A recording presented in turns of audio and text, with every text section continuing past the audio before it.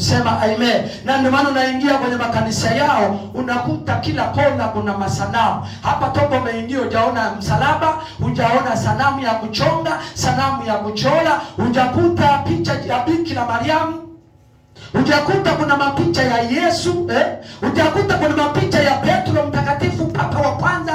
Shindwa lege Petro alikuwa papa. Mungu akubariki sana. Petro alikuwa mtume wa Kristo.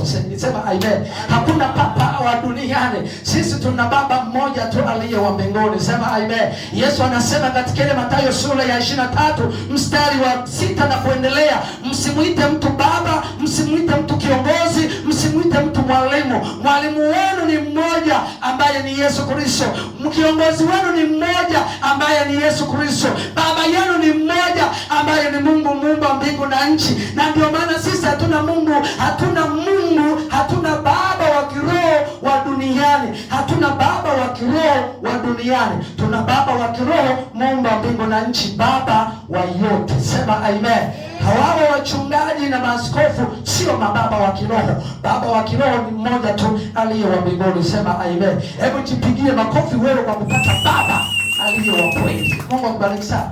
Na ndio maana mababa yao hao wa kiroho wakifa wanaenda kuwazika madhabahuni. Unamkuta mtu amezikwa madhabahuni. Anakufa askofu, wanakuja kuchimba madhabahu hapa si ndio wanaitaka madhabahuni. Wanaisha sasa.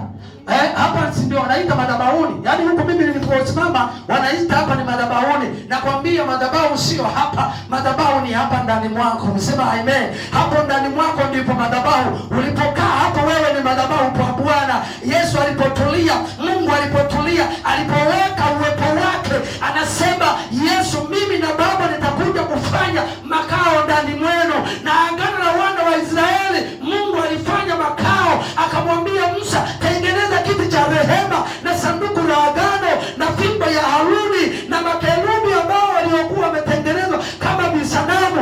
Alafu Mungu akaweka uwepo wake. Alipokuja Yesu akaiondoa hiyo sehemu, akawatafuta walio hai, ni mimi na wewe. Anataka tengeneze makao ya milele. Hapo ndipo mahali patakatifu pa patakatifu panapongojea parapanda itakapolia kutoka mbinguni kuja kuchukuliwa madhabahu za Mungu, kuja kuchukuliwa madhabahu iliyo takatifu iliyoko ndani mwako. Sema amen. Hapa mbele sio mahali patakatifu. Hapa mbele nimesimama unione tu. Sasa leo waliopotosha wanasema ni mahali patakatifu.